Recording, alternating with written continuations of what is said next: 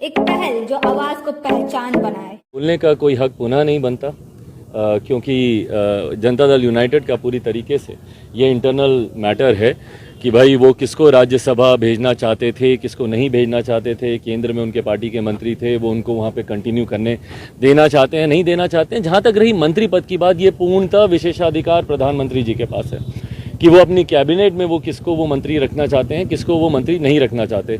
तो ये दोनों पे मेरा बोलना उचित नहीं है, बट मैं इतना मैं ज़रूर कहूँगा कि जिस तरीके से आरसीपी सिंह जी के साथ हुआ, भाई एक पार्टी को खड़ा करने में उनका एक बड़ा योगदान रहा। एक रीढ़ की हड्डी की तरह उन्होंने जनता दल यूनाइटेड में उन्होंने काम किया। आज के मौजूदा मुख्यमंत्री जी को मुख्यमंत्री बनाने में, उनकी पार्टी के संगठन को मजबूत करने में ज़रूर उनका एक बड़ा योगदान रहा। क्या कारण रहे कि उनको दोबारा नहीं भेजा गया, ये जनता दल यूनाइटेड ही बेहतर बता सकती है। बट एक आम बिहारी होने के नाते या बाहर से जो व्यक्ति देख रहा है, उसके नाते मुझे ज़रूर लगता है कि कहीं ना कहीं आरसीपी जी के साथ गलत हुआ है। राष्ट्रपति के लिए अगर मुख्यमंत्री उम्मीदवार होते हैं लास्ट तक आपका मेरी शुभकामनाएं होंगी।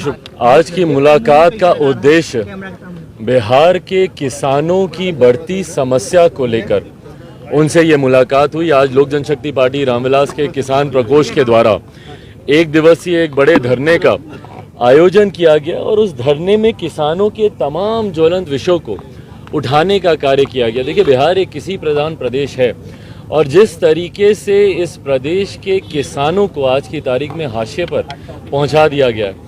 एक तरफ जहां हमारी केंद्र सरकार, हमारे प्रधानमंत्री आदरणीय नरेंद्र मोदी जी का लक्ष्य था कि 2022 तक किसानों की आय को दुगना करना, उनसे जुड़ी हुई समस्या का स्थायी समाधान पहुंचाना, वहीं अगर आप बिहार प्रदेश देखें जो कि कृषि प्रधान प्रदेश होने के बावजूद यहाँ पर जो किसानों के हालात हैं, देखिए मैं कोई भविष्य वक्ता नहीं हूँ, पर मैं अभी से मैं बता सकता हूँ कि भाई महीने डेढ़ महीने के भीतर बिहार आधा बाढ़ से डूबा रहेगा। बिहार में पानी आएगा, कटाव के माध्यम से घर घर, गाँव गाँव, खेत खेत तक ये पानी जाएगा। क्यों नहीं इसका स्थायी समाधान ढूंढा जाता है? नदियों को जोड़ने की योजना पर हम लोग को कार्य करने की ज़रूरत है, इंटरलिंकिंग और रिवर्स, ताकि हम लोग सुखाड़ और बाढ़ की जो समस्या है उसका स्थायी समाधान हम लोग ढूंढ सकें।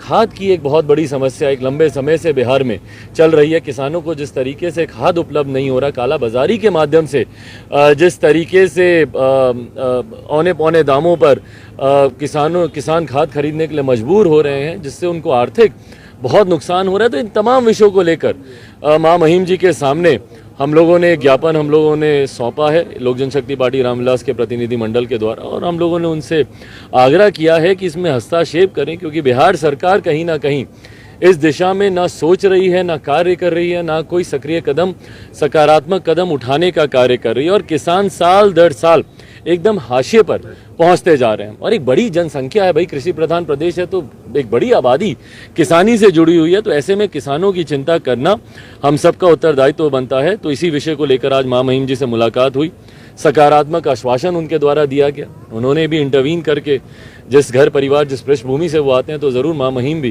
किसानों की समस्या से पूरी तरीके से वाकिफ़ हैं। उन्होंने भी सकारात्मक संकेत दिए हैं कि इस दिशा में ज़रूर इनकी तरफ से कुछ पहल होगी। आपने एक घोटाले की बात कही है, जो गंगा नदी का पानी राजगीर और फल्गु नदी में ले जाने की बात है, उसमें घोटाले की बात की है। क्या है वो मामला और क्यों घोटाला? देखिए, स्थानीयों के द्वारा जिस तरीके से इस योजना में अधिकारियों के द्वारा जिस तरीके से भ्रष्टाचार की बातें सामने आ रही हैं, और मुझे लगता है कि इन तमाम विषयों पर जांच होनी चाहिए, पर जांच करेगा कौन? दिक्कत यही है हमारे प्रदेश में कि जांच के नाम पर सिर्फ लीपापोती होती है। बड़े से बड़े कांड हुए हमारे प्रदेश में, बड़े से बड़े अपराध हुए, और तमाम विषयों को सिर्फ जांच की ओढ़नी पहनाकर छोड़ दिया गया। आज तक कोई जांच पूरी हुई हो या उसकी रिपोर्ट आई हो या उस रिपोर्ट के आधार पर कार्य किया गया हो, ये अभी तक तो कम से कम हम लोगों ने नहीं देखा। सात निश्चय को लेकर रहकर भाई आप गांव में चले जाइए, कौन नहीं बोलता कि सात निश्चय में कितना घोटाला हुआ, नहीं हुआ।